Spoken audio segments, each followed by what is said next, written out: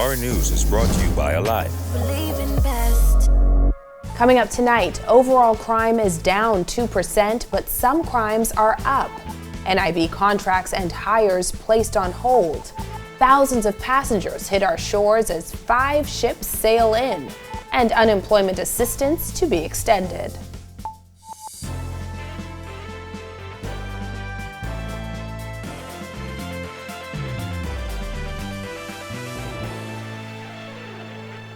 Welcome to our news and thanks for joining us. I'm Christina Dragovich. Topping news tonight, overall crime in the country is down, according to Commissioner of Police Paul Roll, who revealed that crime against the person is up by more than 25%. He gave the latest statistics during a press briefing this morning. Kyle Joaquin has the breakdown. Preliminary figures indicate that overall, thus far, for 2021, crime decreased by 2%. Police Commissioner Paul Roll says the 2% drop in overall crime may seem insignificant, but it is a shift in the right direction in the fight against crime. However, crime against the person is up a whopping 26%. When it comes to homicides, there were 87 incidences investigated up to September 30th, 79 murders on New Providence, 6 on Grand Bahama, and 2 on the Family Islands. 67% of homicides are people between ages 18 and 35. 59% of the murders for the year were solved. One of the murders not solved, however, the Jerome Avenue massacre in April that left 6 men dead and a toddler fighting for her life. According to Roll, they have identified suspects, some of whom may have fled the country. I do believe that a couple of those individuals had skipped town and at least one is already deceased. But we will find them. They'll have to come back home to nest. When they do, we'll be there waiting. Armed robberies are also up, with 317 incidents so far this year. Sexual offenses are down 13%. Crimes against property are down 7%, while house breakings are down 4%, and cybercrime is down 29%. But it's been a busy year for officers so far, arresting over 13,800 people for major and minor offenses. Of that number, 5,713 have already been charged. Then there were the drug busts. 4,291 pounds of marijuana seized so far this year, 8,727 marijuana plants seized, in addition to the 855 pounds of cocaine. These drug seizures led to the arrest of 1,000 suspects, while 788 persons were charged and placed before the courts for drug-related cases. As for complaints against police, there was a 4% decrease. Of this number, 40 cases are currently under investigation. 40 cases involved a warning or civil action referral. 33 cases were unfounded. 22 cases are sub judice. 10 cases were withdrawn. 10 cases resulted in convictions, and 2 cases resulted in recompense. For Our News, I'm Kyle Joaquin. Well, Minister of State Miles LaRota has ordered recently executed contracts and hires at the National Insurance Board to be put on hold pending a review. He insists the move is not political. Jasmine Brown reports. State Minister Miles LaRota insisting he has no intention of playing politics at the National Insurance Board. I have had discussions with the managing director with regards to service contracts and contracts of employment. Until I have a firm understanding of where that situation is, I will just say we are looking into those matters. I gave instructions that there should be a pause. We will look at everything in its totality and not just one-offs, with a view of coming up with a fair answer. LaRota, who toured the NIB headquarters and met with executives this morning, says the board will examine everything and come up with a decision that is fair to all parties. He added he is seeking to avoid any claims of political shenanigans. Over the years, parties in opposition have accused the government of reviewing and canceling legitimate contracts squarely on the basis of politics. This is not tit for tat, but there should be certain understandings, and I hope that this government, of which I am a part of, when we are in position to account, will not relive some of the things that we see happening to us by those who had complained that we had done to them. When the Minutes administration took office in 2017, it set a mandate to clean house and remove corrupt practices, beginning with forensic and other audits. During the tour of NIB, LaRota could not say how many contracts and hires were impacted by the recent order, but he does insist the matter will be expedited. Once the boards are in place and the board have an understanding, including dates of when these hires or contracts were awarded, we'll be in a better position. I'm here for policy. The actual running of the board will be between the executive team and the National Insurance Board that will be in place shortly. Reporting for our News, I'm Jasmine Brown. Well, 19 months after the cruise ship industry came to a standstill, 5 cruises were docked in Nassau Harbor today, bringing thousands of visitors. The port hasn't seen that number of ships since the start of the pandemic. Kyle Joaquin has more. Oh yeah, this is the second time. Oh yeah? When I first started growing it, we came here, I had it braided. This is after 5 years, I'm having it braided again. We met cruise ship passenger Dave Studler getting, of all things, his beard braided as he prepared to go back onto the cruise ship. He was one of thousands who disembarked in Nassau Harbor as 5 cruise ships docked. It's the most cruise ships docked in the harbor since the start of the pandemic last March, and it's a sign of something promising, according to Nassau Cruise Port CEO Mike Mora. Because the ships are still, to varying degrees, anywhere between 35 and 45%, 50% occupancy. So we're around the 8,000, 9,000 passenger count for these ships. But again, we have the potential, when these ships are full, the exact same ships, we would have had 20,000 people. The cruise port was bustling with activity as tourists maneuvered to and from the ships, some being transported via golf carts. 2 Royal Caribbean ships, 1 MSC, a Disney ship, and a Carnival cruise ship all docked in the harbor. 5 ships, it's huge, it's a great day.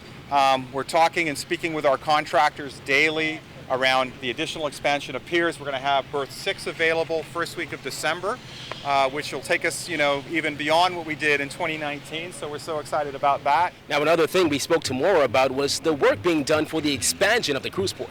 With visible construction underway for the expansion of the cruise port and the erection of world-class facilities, a goal of summer 2022 is quickly approaching. But Mora says safety first. What we will see as we move from the month of October into November, December, and into 2022 is that every month we're going to see those occupancy numbers on these ships increasing. And so we have to be proactive around how we're moving people. Despite the 5 ships, some taxi drivers said their pockets didn't feel it. Pretty much you probably would average 1 job a day, and just pray that's a good one. Oh, despite all of the cruise ships, just 1? Yeah. We could have 5 cruise ship in, but that doesn't mean that money is making. Still, these visitors say they're having a good time. It's beautiful. Yeah? I see you got your hair braided as well. Yes. I love it. For Our News, I'm Kyle Joaquin. The Davis administration is extending the NIB Unemployment Assistance Program, according to State Minister Miles LaRota. That will continue in the near future until we have a definitive how long it will be going on. So yes, it will be continued from September. Payments are issued weekly to individuals impacted by the COVID-19 pandemic. The program started off with payments of $200 in March 2020, but the amount dropped to $150 a week in July. LaRota was asked if this would place a financial strain on NIB. The PLP as an organization, politically and in governance, have always been mindful of those who are underprivileged, those who are the vulnerable of society. And not every decision that will be made by the government will be made in terms of dollar value, but assistance that we could bring in alleviating the pain to those who are most vulnerable in our society. Meanwhile, police are not investigating Water and Sewage Executive Chairman Adrian Gibson, according to the police commissioner.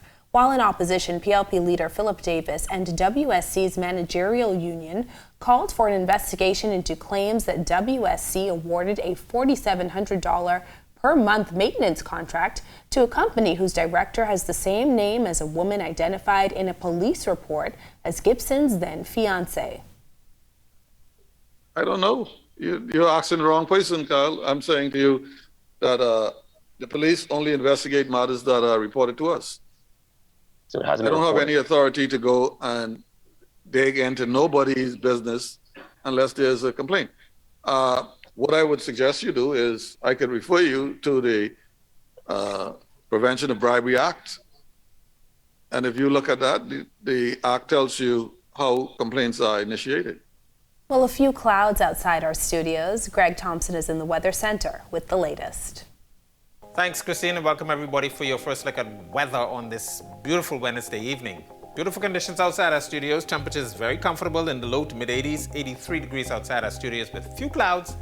We will call it mild. Your winds out of the northeast at 5 knots. They are continuing to fall off and very pleasant feels like temperature in the mid 80s. Satellite view, lots of sunshine across the islands today. Most of those clouds now pushing out towards the east associated with that surface trough. And we will continue to watch these conditions improve as the evening goes on. That's your first look at weather. Your extended forecast is still to come. Still to come on our news, the Environment Minister responds to Lighthouse Point concerns, and transport and housing workers meet their minister. The details after this. Welcome to our news and thanks for joining us. Topping news tonight. COVID-19 remains a serious threat. Coronavirus COVID-19 has disrupted our economy, tourism industry, educational system, and put our healthcare facilities and professionals on high alert. Are you prepared? Do you have all the facts? Stay tuned to this network for the very latest news and information on this global pandemic.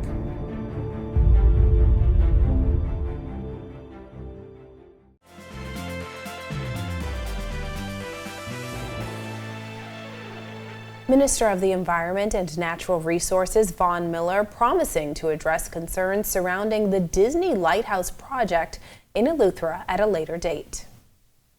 At this time, I would like for us to just keep it focused on Adelaide, and we will have a time to address all of those issues. Environmentalists penned a letter this week pleading with the new minister to put a stop to Disney Cruise Line's plans to develop Lighthouse Point in South Eleuthera. Executive Director of Re-Earth, Sam Duncombe, says the group is eager for a fresh start with the Environment Minister and requested a formal meeting. She pointed to the PLP's criticism of a lack of transparency surrounding the heads of agreement signing with Disney while in opposition. I'm not the type of minister to duck and dodge. I will not run and hide, and I assure you, we will address them, and we'll be very candid and very upfront with those issues and those concerns. In other news, the Commissioner of Police applauding the decision to remove emergency order breaches from police records. The application process began on Tuesday. Paul Roll says it is the right thing to do as Bahamians were receiving convictions for civil penalties. Once we began issuing tickets, that took away the criminal element. And when I last addressed it, I said it is for the government then to make a determination with those persons that were convicted to have those expunged. So I don't see it as an affront. I think it is the right thing to do. And because persons had actually received convictions for those civil penalties. Roll says from the beginning he took issue with police arresting individuals for breaching emergency orders. He says it puts his officers at risk for COVID exposure, revealing 138 officers have tested positive for COVID-19 and 6 have died.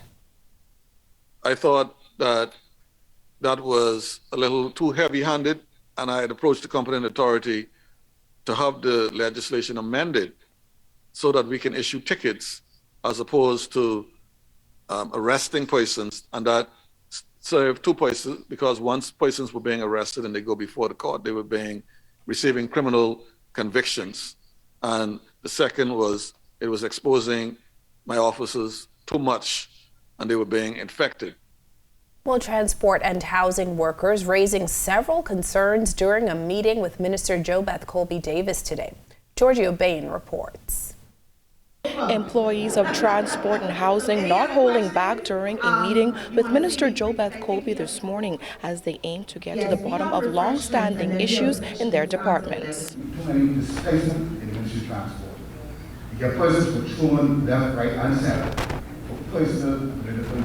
They advise me who all is staffed where and what their skill sets are so that I can better structure all of the departments so that they can function to the best of their abilities. Questions were also raised about the timeline of finding appropriate office spaces for housing employees. Colby Davis says it's her hope to bring all employees under one roof. The PS has received her instructions to see where we can carry everyone, but it also has to have parking, accommodations, and have to be in an area where it's more accessible.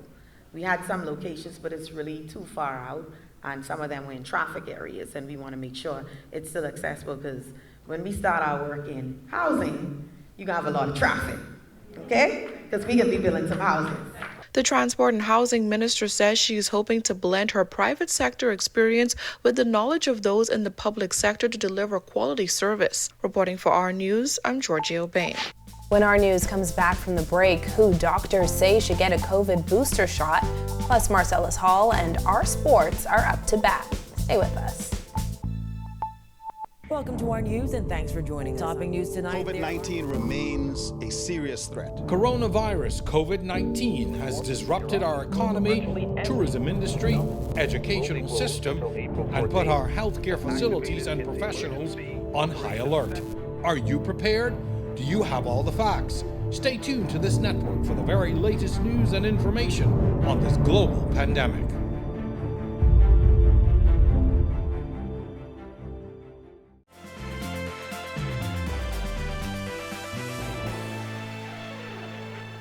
This is Our News. Welcome back.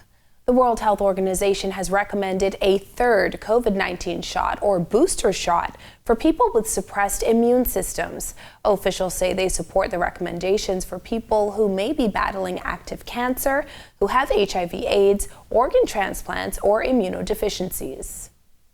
Sewage is recommending a third dose of any vaccine that has been approved by WHO for emergency use. PAHO Assistant Director Dr. Jarbas Barbosa says that third vaccine dose should preferably be the vaccine used for the first and second doses, but any vaccine approved for emergency use by the WHO can also be used based on access. This is PAHO Director Dr. Carissa Etienne says the course of the COVID-19 pandemic in the Americas remains highly uncertain and dependent on the balance of vaccination coverage with public health and social safety measures. PAHO has developed 3 possible scenarios for the near future, 9 months.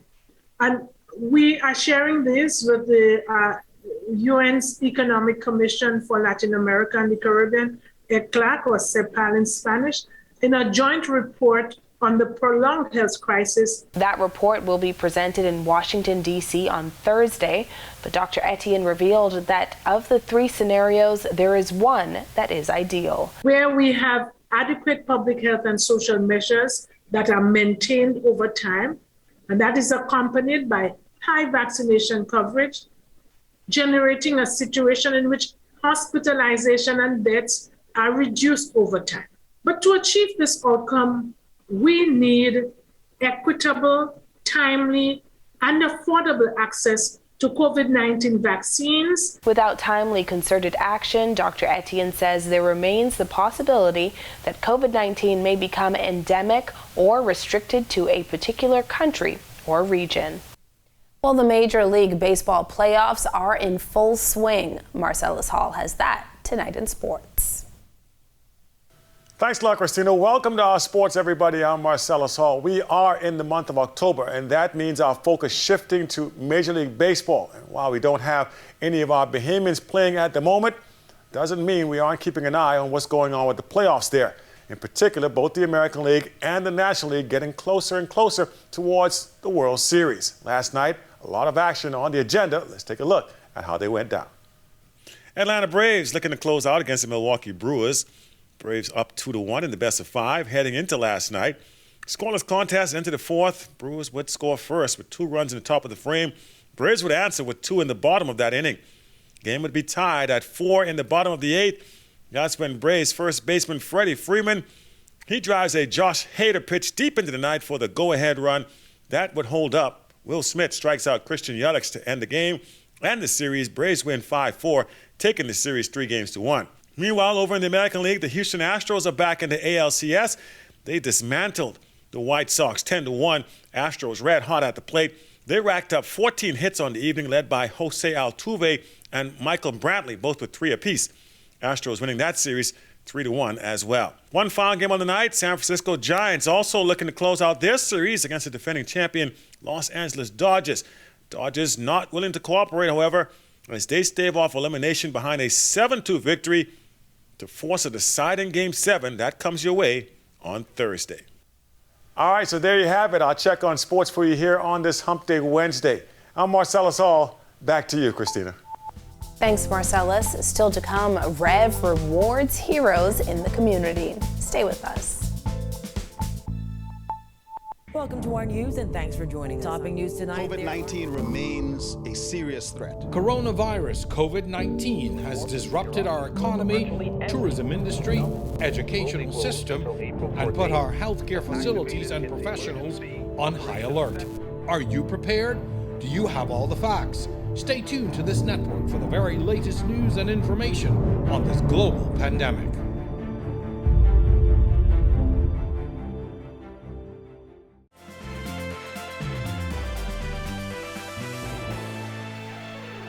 Welcome back to our news. There may be mostly sunny skies ahead. Greg is back in the Weather Center with the details.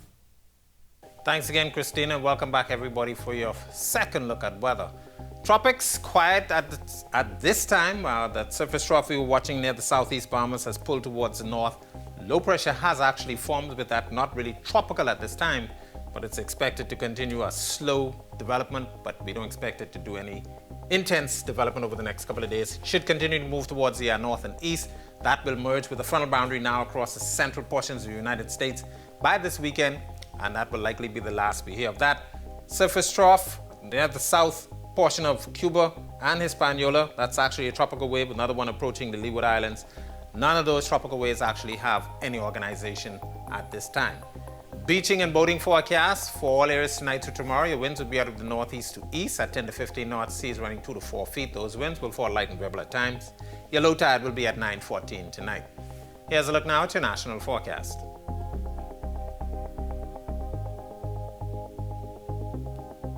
A look now at your extended forecast through Monday.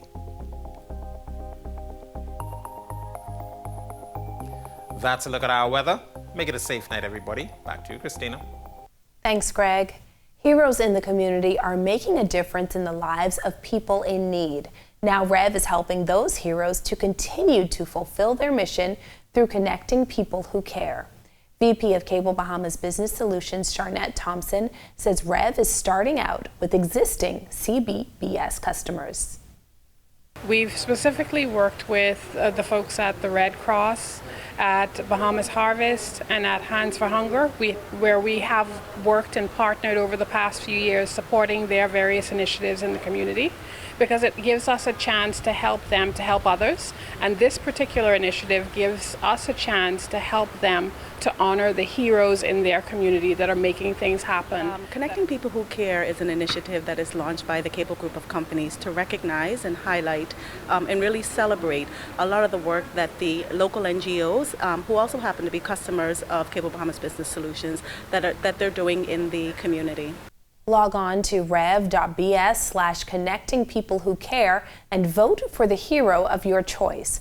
Public Relations Manager Jennifer Baston says the prizes should come in handy. So with all the prizes that we're offering them, we have 6 months free internet service for the first prize winner, and then also 3 months free internet service for the second prize, and of course for the third prize 1 month free internet service. So definitely allows all of the participants to save money and allocate funds that they would have used otherwise for connectivity to be able to use those resources elsewhere. Well, thank you for joining us for our news tonight. On behalf of the entire team, I'm Christina Dragovich. We'll see you right back here tomorrow night. Have a beautiful evening, Bahamas.